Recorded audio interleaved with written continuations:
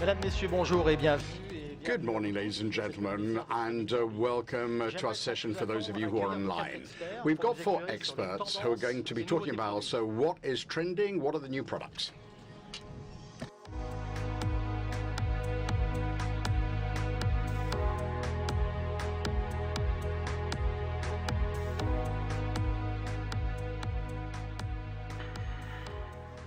Voilà, merci. Thank you very much. I'm going to welcome 3 speakers, top quality people for these public days of Watches and Wonders. You will have an opportunity to see a lot of new things. Do these novelties reflect trends? That's what we're going to try and find out today.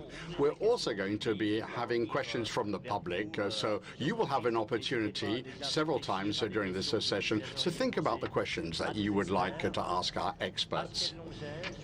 We've got Patrick Longère, who is at Europa Star journalist. Eric Giroux, who's an independent designer. You'll see some of his creations.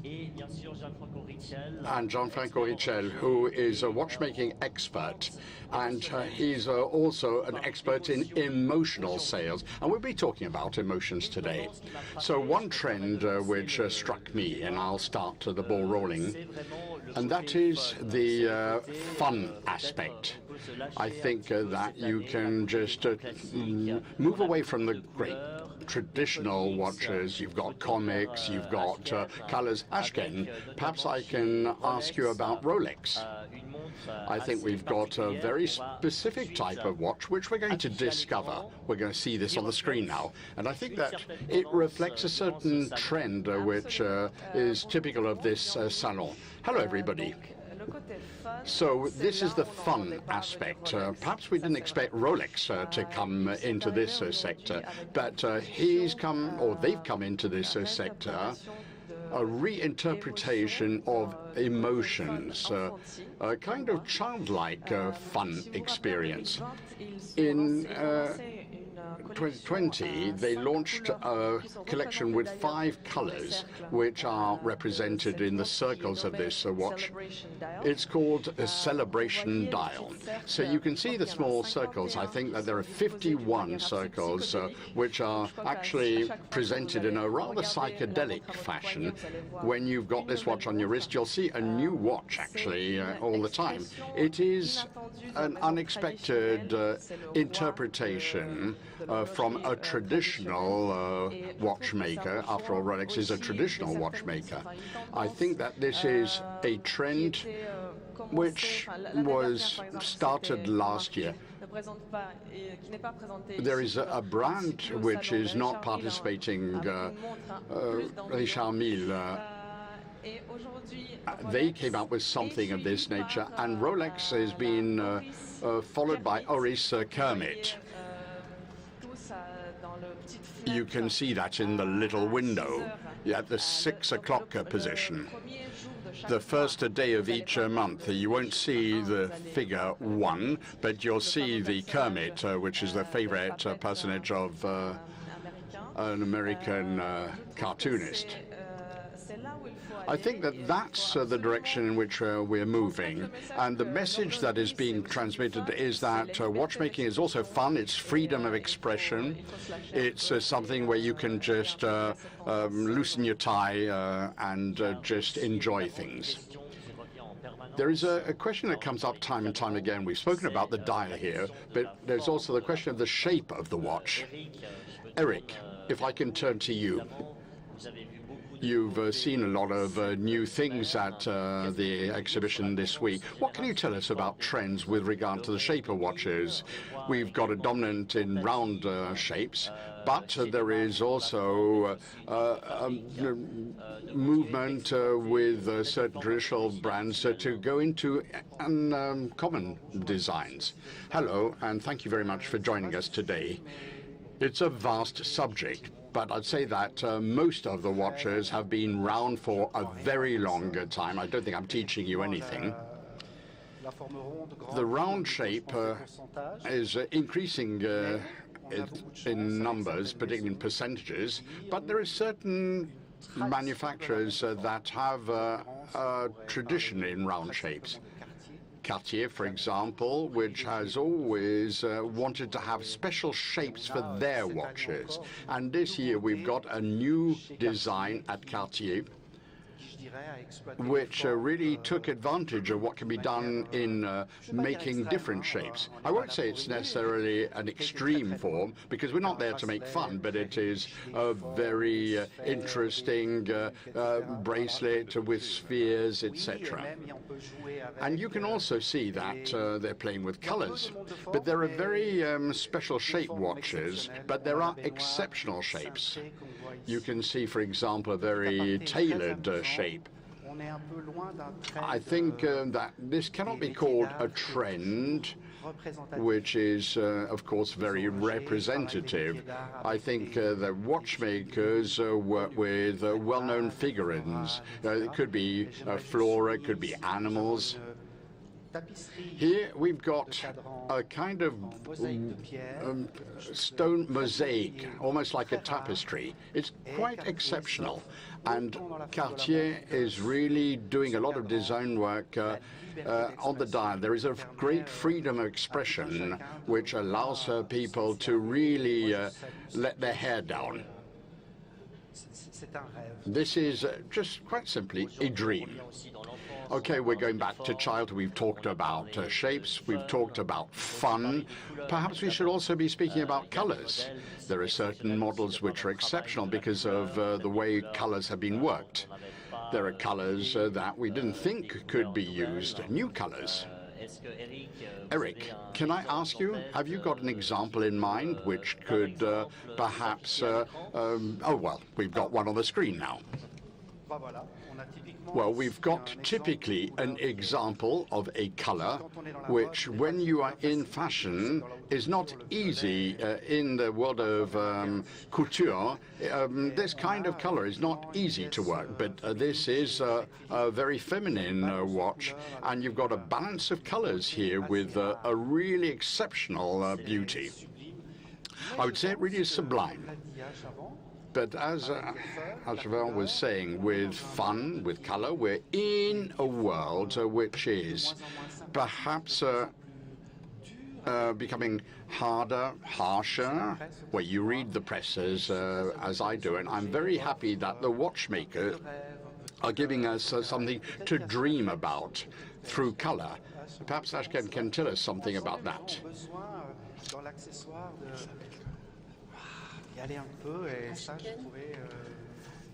I think that this is both classical but also extremely well balanced, and I think that each brand is working with color.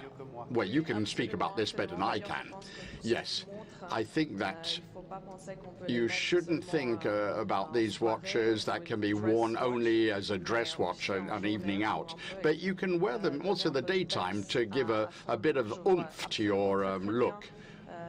I think that colored watches with a business-style clothing, why not? It'll brighten up your day. A touch of color. Gianfranco, you have chosen 3 models to talk about. If I could just say something about this watch, perhaps for the people listening to us, it's probably the thing that you will see. In fact, that's the things that you see first and foremost when you look in a shop window. But it's not an easy thing to deal with. Just by way of an aside, I think about 50, 60 years you would have a white or a black dial, and that was where originality stopped. Then you had blue dials about 10 or so years ago, and then blue was the color. 3 years ago, we had green. I think there must have been about 20 adjectives. There were tropical green, there was all kinds of greens. It was green. But this year, and things were clear, but this year, looking at the salon, what is the trend? Everybody is working with color. We've just seen it. Everybody is working with color. So that is a very big message. But if there is one color that we're looking out for, and it's not clear-cut, I suppose, there was Patek Philippe, there's Tag Heuer. Well, there are lots of brands getting engaged in color. There are certain markets where color works well. I work with a number of different brands, as you know. And the minute you're dealing with a particular region of the world or a particular country, and you've never got the right color to offer them, they say, well, we want to have yellow. Well, we've never done anything in yellow. Let me just say something about blue. I think blue is probably the color that works well. But Spain and China, it is red. And we work a lot with China, but red, there are very, very few watches in red. But there is an explosion in color. I think this is very interesting, particularly from a designer's point of view. I think that choosing a blue, a pink, a green, each has a relationship with color which is completely different, so it's not easy. And that is why I'm very happy to be able to say, well, Patek have found a color. Okay, there is a subjective element, but I think that opening up with this color is fantastic. Well, there's quite a lot of choice this year, but between pink and Bordeaux, there is a whole palette of colors, which is quite something. We've got a whole gamut of colors, and we've got many clients who want to be able to see lots of different samples. You know, there are also brands that want to have their own color. What about materials, which is another important element with a lot of research being done on materials? If you look at the beginning of the 21st century, we've seen the introduction of a number of phenomenal materials being used in watchmaking. Can I ask you, do you also see any trends in terms of materials? For example, steel seems to be dominant. That's not new, of course, but it's continuing in a very strong streak here. Have you picked out certain trends? Hublot is still working with new materials. That's their speciality. But there are other brands which are introducing new materials which weren't used in the past by them. So, Gianfranco, can I ask you the question? What has struck you? I'd say that most of the Swiss-made watches that are exported are stainless steel, 55%. Easy to work with, easy to wear. They resist a lot of outside influences.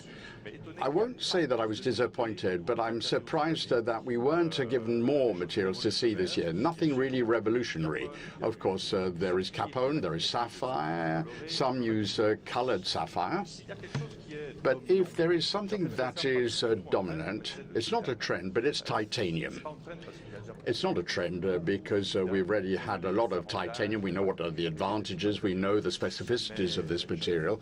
But I've really seen a lot of brands, and we didn't expect certain manufacturers to produce titanium watches. And perhaps it's being worked a different way. It's they've given, for example, certain nicknames or certain ways of processing the titanium. But it's always been very, very present in men's watches. Perhaps I could also say that you'll have an opportunity to ask questions. If you've got any questions for experts, we've got a roving mic. And if there is somebody, yes, there is somebody who wants to ask a question on trends of this salon. Hello, thank you. I have a question. What about sustainability? Any trends there? I haven't really seen many trends. Ash replies, this was a very big question last year, what the brands are doing in terms of sustainability and sustainable development. I think that we're speaking about this a little less, but it doesn't mean to say that brands are not looking into ways of developing this. I think we need to think about our future, all of us. And if we don't, or even though we're not talking about it a lot, and even if you don't go onto the stands and see something about sustainability, it doesn't mean to say that there is no development work being done. That is the question or the answer to your question. The Foundation of Watchmakers has also been mandated by Swiss government to develop sustainability in watchmaking, and we're very active, but you don't really see a lot this year, and perhaps that's a good thing. No, don't misunderstand me. It's because we've had a lot of exercises in style. until about last year with a lot of things which led us to say, well, we're going to replace this, which is animal-based, by something which is synthetic. I think that everybody is thinking about the whole process of greenwashing. What is happening now is perhaps less visible but more effective. I know that there are a lot of companies that are doing things more in depth. Now, the product itself, don't forget that a watch is very sustainable. It is durable. It is produced in Switzerland, where there are a lot of regulations. Now, what has been done to produce this? That is something which is less visible to the public at large. But brands are doing a lot of very serious work in partnership with external groups, experts which check and approve what they're doing. That is fundamental, and that is much more serious than just replacing certain things by other things, and to do some good storytelling and changing the narrative. Eric, let me answer the lady's question. You've also heard about a famous actress who came to this salon, but it's wood hiding the trees. But Chopin said that 80% of its steel would be treated in a recycled mode. So that was announced by Chopin. A few years ago, Chopin also announced through the mouth of another famous actress that other work was being done in the field of sustainability. So a lot of money is being invested in order to get things changed. Now, we saw the actress in question, but behind that, there are important manufacturers who show that they really take on their responsibilities and taking them seriously. We're speaking about sustainability. Now, sustainability also is something that needs to be verified over time. What about icons? Some have found their icons, others are trying to go beyond icons. I'm thinking of Ash, about the IWC engineer who has been doing some work. What do you think about this whole topic of icons? Do you think that it is something that has been overused? There are certain brands here in the salon where 80% of their sales are done with one particular model. What does this tell you in terms of trends? The return to icons, I think, is probably the most clear-cut trend of this salon.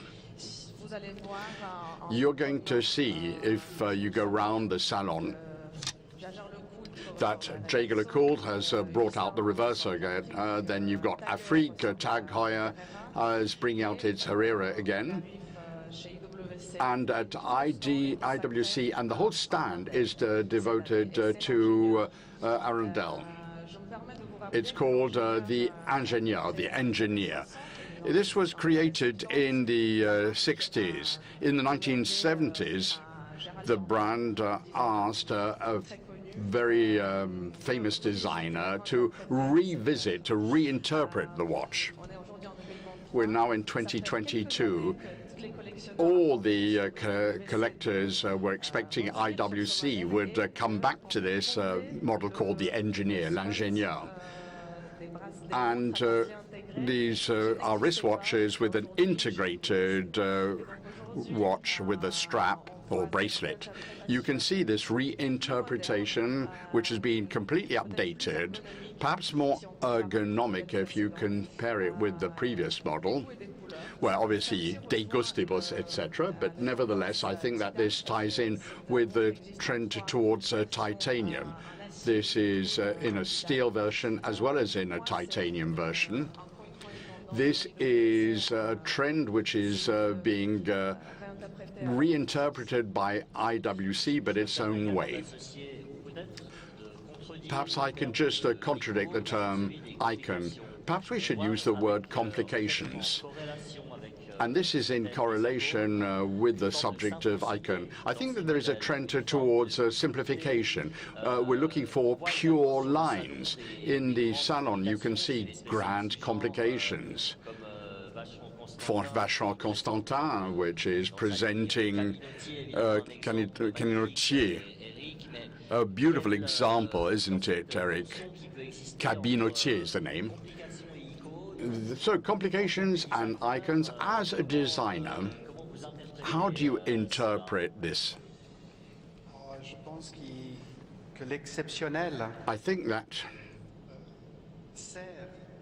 when you have something exceptional, it reinforces the icon, and the icon being something more accessible. This is a unique timepiece where the watchmakers have been working on this for years in order to produce a single model.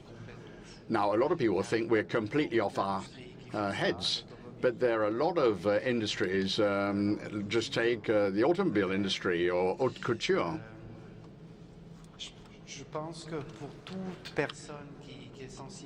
I think that if you are sensitive to what watchmaking is, this is something that people will be attracted to. 11 complications in this timepiece. I find it difficult to put this into words, but it is a folly.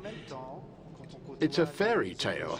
But when you work with the watchmakers on a model like this, it is the work of a monk.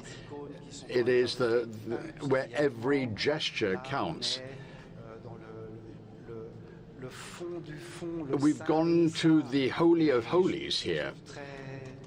And I think it is very touching that the industry can really afford to go down this path. Now, often there is private demand from people who are really in love with the work that is put into this type of watch. And also, it is not ostentatious. It looks very simple. It looks very attractive. And I think you need to have a lot of time to realize what has been put into this.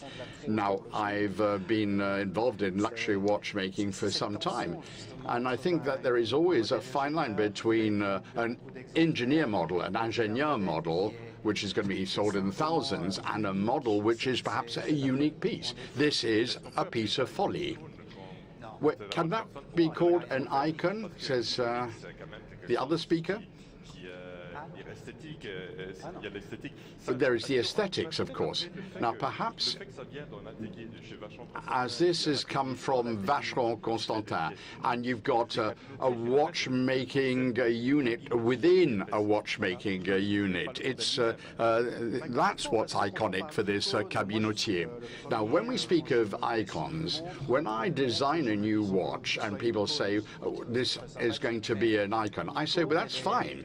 Easy for you to say, but an icon exists because of people like you who buy watches and time. Most of the icons are perhaps 50 years of age. They've been worked on in different models. They disappear, they come back. I'm not going to talk about brands in the automobile industry. There are some icons. There are blue trousers that have become icons. This is something exceptional. I think that the icon watch is something which is going to be part of our heritage. Perhaps we're going to go into a more sports-like... no, perhaps I'm saying something silly. Not at all, says Ash. Now, we've created an icon, we've redesigned. I keep on hearing this. I agree with you. You can't do it. You know, you have to deserve being an icon. We've still got a few minutes left. Any members of the public, if you've got a question, don't hesitate. We'll bring you the microphone. Ask our experts on horological trends. So I was just wondering, I know Switzerland's very safe, but the rest of the world really isn't. So with regards to like watch theft, is there anything that's going on with the new trends? With the? Watch theft. Ah, Theft? en termes de sécurité. In terms of theft, well, there are obviously lots of watch thefts. A lot of people don't want to have a lot of cash on them, and watches are a store of a lot of value. Do you think that this has an impact on the way in which Either the brands create their watches, or perhaps also on the way people will adopt watches. And socially speaking, will they want to wear them depending on where people are? Well, I know a lot of people who love watches who like expensive toys. And when they travel to certain countries, they don't wear their watches for security reasons. As far as the brands are concerned, I've never heard any conversations of that nature. However, with regard to people who wear a beautiful watch, well, we're not going to talk about a price here, but people perhaps might leave the watch in a hotel safe when they're in certain cities, even in certain European cities. I think that is a very good question, but if the brands were to deprive themselves, if they were going to just concentrate on this, then we won't see the exceptional watch pieces that are being presented at this salon. I think that collectors think about how they're going to store their watches, where they're going to wear their watches, on what occasion. And of course, come to Switzerland because you can easily wear a lovely watch here in Switzerland. That's the message. No, perhaps this is not much talked about. There is a class which can be locked. Perhaps that's one way of stopping people stealing it. But it's a question of how we deal with risk. But I think it's a question of attitude. The behavior of clients is changing, and you behave like you do when you've got a beautiful car. You don't use it in all circumstances. A last question, because we're coming up to the end of the time. You have a question? We've got to be punctual. After all, we're watchmaking specialists.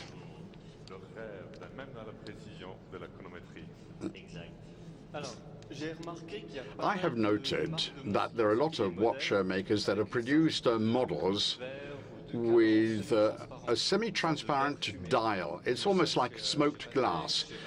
Patek, Vacheron, and others. Do you think that this is a new trend which will take hold over the next few years? I don't think it's a trend this year. If you look a bit in the past, there were a lot of artists who would work on a metal disc. And a dozen years ago, we had an open work dial so that you could see the innards of the watch. And then there was a watch without a dial at all. And then we saw a lot of skeleton watches to show you the soul of the watch, to show you that I am a connoisseur of mechanical watches. There are more and more with smoked glasses, but I don't think you can call this as a trend. It's an evolution of what has been happening over the last 20 years, where you can say, well, I've got a beautiful watch, but I want to show my ability to choose a beautiful watch. And it's nice to be able to have a watch which shows you what's behind the dial. One last trend, we've got a minute and a half, and that is the way watches are worn today, which is also changing, with the question of the fact that this watches are becoming more and more versatile. It doesn't have to be worn on the wrist. I think that's an interesting trend. As a designer, this must be interesting for you. It is not something new, but it is something that is coming back as an accessory.